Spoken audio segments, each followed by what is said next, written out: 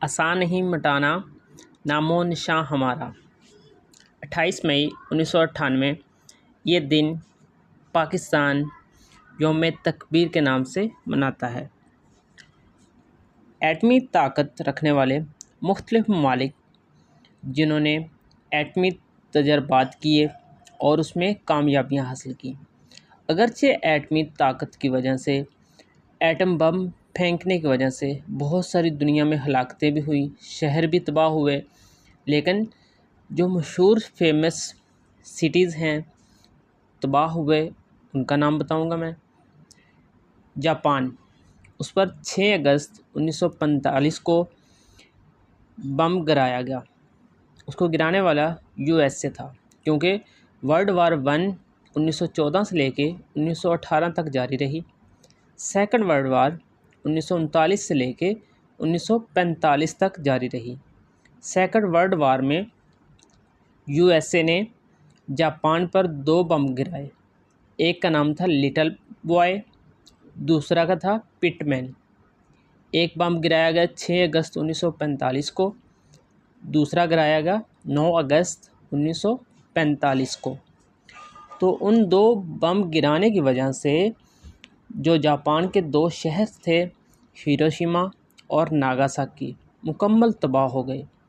उसके बाद कितने सालों तक वहाँ पर जो बच्चे पैदा होते थे वो किसी न किसी हिस्से से जिस्मानी माजूर होते थे और उसके असरात आज भी वहाँ पर पाए जाते हैं। अगरचे जापान पर एटम बम गिराया गया, लेकिन एटमी ताकत ना रखने के बावजूद भी जापान मुख्तलिफ़ चीज़ों में अपनी महारत रखता है। ये जो दिन है इसकी अहमियत के हवाले से पाकिस्तान के मुतालिक बताता हूँ। एक शेर से आगाज़ करता हूँ। आईने जवां मर्दी हक गोइयो बेबाकी, अल्लाह के शेरों को आती नहीं रुबाही। 1965 और 1971 की हिंदुस्तान पाकिस्तान जंगों के बाद हिंदुस्तान का रवैया पाकिस्तान के ख़िलाफ़ बड़ा ही मुआंदाना हो गया था। इस पर बस नहीं, हिंदुस्तान ने अचानक 1974 में अपनी सरज़मीन पर एटमी तजर्बा करके पाकिस्तान को दबाव में कर लिया।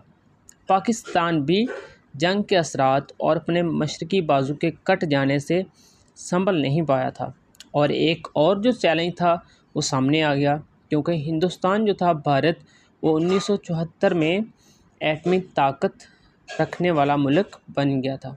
उससे पहले भी मुख्तलिफ ममालिक मौजूद थे, क्योंकि दुनिया में सबसे पहला जिसने एटमी तजर्बा किया था वो था अमेरिका। उसने मेक्सिको सिटी जो है उसका, वहाँ पर न्यूक्लियर उसने तजर्बा किया था। तो सबसे पहला जो एटमी ताकत रखने वाला मुल्क था वो अमेरिका था। सेकंड पे आता है रशिया, फिर नंबर 3 पे आता है फ्रांस, नंबर 4 पे आता है चाइना, नंबर 5 पे आता है इंडिया, नंबर 6 पे आता है हमारा मुल्क पाकिस्तान। इसने 28 मई 1998 को एटमी तजर्बात किए, जिसकी जो वज़ीर आज़म शहबाज शरीफ हैं उन्होंने छुट्टी का भी ऐलान कर दिया है। ये नोटिफिकेशन है उसका। मुस्ने पाकिस्तान डॉक्टर अब्दुल कदीर ख़ान हॉलैंड में अपने अहलो अयाल के साथ रहाइश पजीर थे, और उन्होंने ये जो एटमी ताकत थी, एटम बम था, इसके बनाने में बहुत अहम किरदार अदा किया, और उसको मुस्ने पाकिस्तान भी कहा जाता है। उस वक़्त के जो वज़ीर आज़म थे जुल्फ़िकार अली भुट्टो, उसके साथ उनकी बातचीत हुई और उन्होंने अपनी जो खिदमात थी वो रज़ाकाराना तौर पर पेश करने की पेशकश की, और 1976 ईस्वी में कोहोटा रिसर्च लेबॉरेटरीज़ में काम शुरू हो गया। हुकूमत ने भरपूर तावन किया, और उनके बाद ज़ियाउल हक और फिर ग़ुलाम इसहाक़ खान सदर पाकिस्तान ने भी तावन जारी रखा।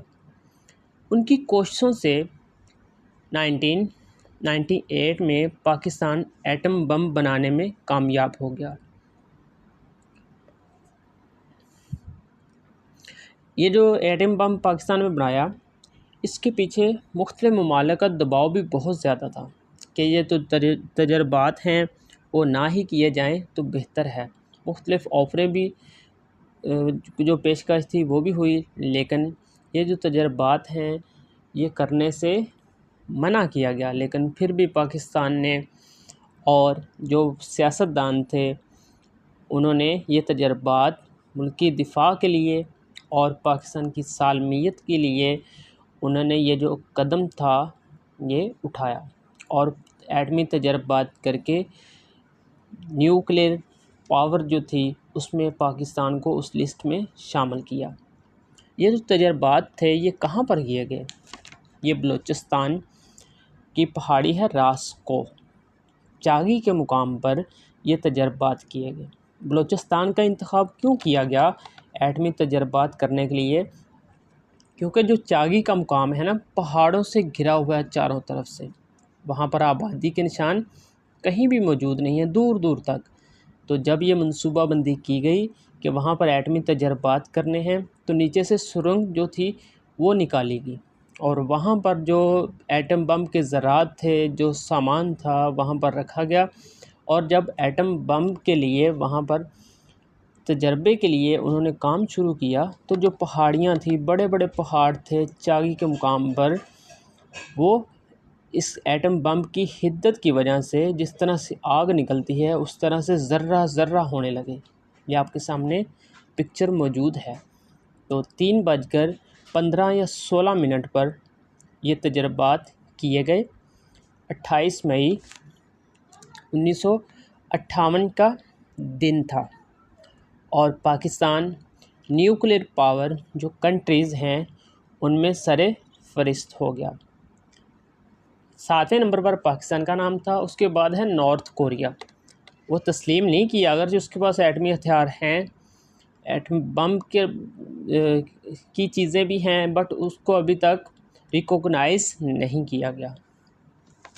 तो ये थी मालूमात पाकिस्तान एटमी ताकत किस तरह से बना और एटमी तजर्बात किस जगह पर किए। इससे पहले मैं एक वीडियो बना चुका हूँ पाकिस्तान एटमी ताकत हासिल करने के लिए कौन कौन सी ऐसी मुश्किलात थीं जिनको अबूर करके एटमी ताकत जो है दुनिया का इस्लामी मुल्क जो था वो पहला एटमी ताकत रखने वाला मुल्क बन गया। लेकिन हकीकत तो ये है पाकिस्तान का एटम बम ज़िंदा, तवाना और मौजूद है। पाकिस्तान ने मिसाइल टेक्नोलॉजी में भी खातर ख्वाह तरक्की कर ली है। गज़नवी, अब्दाली और शाहीन पाकिस्तानी अफवाज के असलह खाना में दाखिल हो चुके हैं, जिनकी मार हिंदुस्तान के किसी भी शहर तक है और हिंदुस्तान के किसी भी शहर को निशाना बनाया जा सकता है चंद सेकंड्स में।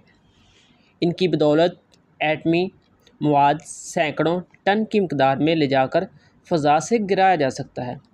शायर ने इन चीज़ों का क्या खूब नक्शा खींचा है। बातल से दबने वाले ए आसमां नहीं हम 100 बार कर चुका तू इम्तिहान हमारा। और ये भी सच है तेगों के साए में हम पलकर जवां हुए, आसान नहीं मिटाना नामो निशान हमारा।